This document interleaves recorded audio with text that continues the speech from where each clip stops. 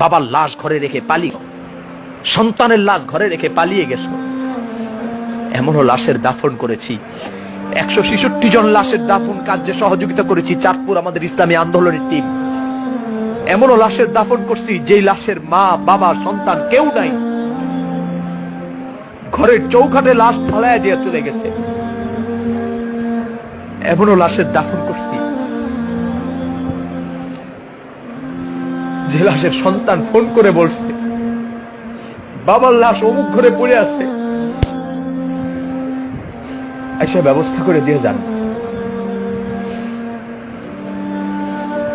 কোথায় ছিলি তখন? ছাত্রলীগ, যুবলীগ,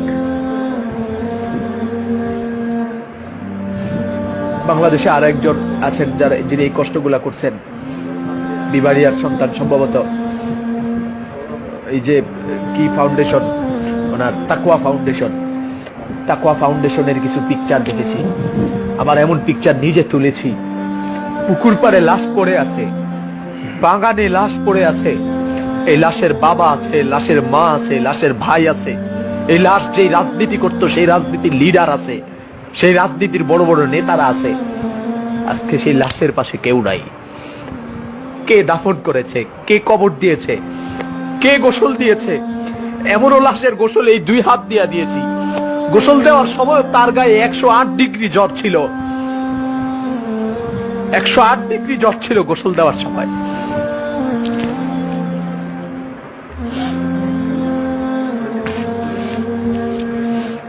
কলিজা ফেটে যায় দুঃখে।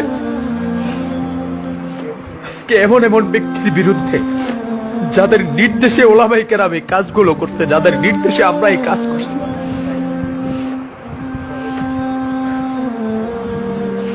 তোমাদের নেতারা আজকে যারা ভাস্কর্যের পক্ষে কথা বলতে গিয়া আল্লামা ফয়জুল করিম আর মামুনুল হক আর বাবুনগরীকে গালি দাও, গ্লাস করা চতুর্মুখী গ্লাস করা রুমের মধ্যে এসি রুমে বসে কোন কথা বলার প্রয়োজন হইলে কম্পিউটারের মাধ্যমে, মোবাইলের মাধ্যমে ভিডিওতে কথা বলছে, সামনে আসে নাই।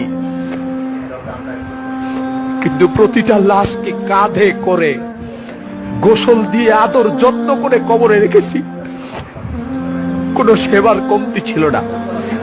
আমাদের ঘরেও তো বিবি আছে, আমাদের ঘরেও তো আমাদের মা আছে, আমাদের ঘরে আমাদের বাবা আছে।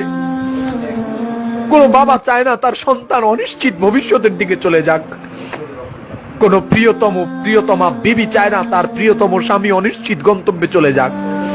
যতটি লাশের দাফন আর কাফনে রওনা হয়েছি, বিবি কিছু সময় চুপ ছিল, নীরব ছিল, জবানে বলতে সাহস করে নাই যে যায় না। কারণ সে জানে সে এমন এক স্বামীর ঘরে এসেছে যে স্বামী ইসলাম মানবতার ব্যাপারে কোনো ছাড় দেয় না, মানবতার প্রয়োজনে এগিয়ে যায়, ইসলামের প্রয়োজনে এগিয়ে যায়, দেশের প্রয়োজনে এগিয়ে যায়। আরে আমাদের বিবিদের তো আমাদের উপর মহব্বত আছে, আমাদের সন্তানও তো আছে, সন্তানের উপরও তো আমাদের মহব্বত আছে। তোরা বের হস নাই, কিন্তু আমাদের সন্তানের মহব্বতকে আমরা তালাক দিয়েছি, বিবির মহব্বতকে লাথি দিয়েছি, বাবা মায়ের মহব্বতকে বাবা মায়ের জায়গায় রেখে দিয়ে বেরিয়ে গেছি তোদের জন্যে। 166 জন লাশ চাঁদপুরে যাদেরকে দাফন করেছি, এদের মধ্যে অসংখ্য লাশ ছিল, অনেকগুলা লাশ ছিল যারা ছাত্রলীগ করেছে, যুবলীগ করেছে, আওয়ামী লীগ করেছে। কই আওয়ামী লীগের কোন নেতাকে তো পাই নাই, যুবলীগের কোন নেতাকে পাই নাই, ছাত্রলীগের কোন নেতাকে পাই নাই। এতগুলো কষ্ট বুকে চাপা দিয়ে রেখেছি, নিজের জীবনকে বিপন্ন করে করোনার লাশ দাফনে এগিয়ে গিয়েছি, কাঁধে বহন করেছি, হাতে বহন করেছি, নিজ হাতে ডলে ডলে গোসল দিয়েছি। আজকে আমাকে জুতা মারো, আমাকে দেশ থেকে ভাগায়া দিচ্ছ, আজকে আমি মৌলবাদী, আমি রাজাকার, আমি পাকিস্তানি, তো তুমি ভারতকে সমর্থন করার জন্য তুমিও বাংলার অপরাধী, তুমিও যুদ্ধাপরাধী, তুমিও দেশদ্রোহী। একই অপরাধে যদি আমাকে দেশ ছাড়তে হয় তো এর আগে তোমাকে দেশ ছাড়তে হবে। আমি যে দেশপ্রেমিক এর কোনো সন্দেহ নাই, আমার অসংখ্য প্রমাণ আছে, এ দেশে আমার অবদান আছে, আমার বাবার অবদান আছে, কিন্তু তোমার কোনো অবদান নাই। তুমি শুধুমাত্র আওয়ামী লীগ এই নামটাকে পুঁজি করে তুমি তোমার পেট বাঁচাচ্ছ, তুমি তোমার সন্তানের আহাল পরিবারের পেট বাঁচাচ্ছ। এ দেশে তোমার কোনো অবদান নাই, বরং অবদান আছে লুটতরাজ দিক দিয়ে তুমি শ্রেষ্ঠ, ধর্ষণের দিক দিয়ে তুমি শ্রেষ্ঠ, খুন করার দিক দিয়ে তুমি শ্রেষ্ঠ, মানুষের হয়রানি করার দিক দিয়ে তুমি শ্রেষ্ঠ, মানুষের হক নষ্ট করার দিক দিয়ে তুমি শ্রেষ্ঠ। এগুলোর দিক দিয়ে তোমার অবদান আছে। তুমি সাবধানে কথা বলো। আজকে বাবুনগরীর বিরুদ্ধে যারা কথা বলে তাদের জন্ম বৈধ, এ কথা আমি বিশ্বাস করি না। মুফতি ফয়জুল করিমের বিরুদ্ধে যারা কথা বলে তাদের জন্ম ঠিক আছে, এটা আমি বিশ্বাস করি না। আল্লামা মামুনুল হকের ব্যাপারে যারা অসঙ্গতি কুরুচিপূর্ণ কথা বলে তাদের জন্ম ঠিক আছে, আমি বিশ্বাস করি না। কুল জাল হক ওয়া যাহাকাল বাতিল ইন্নাল বাতিলা কানা যাহুকা।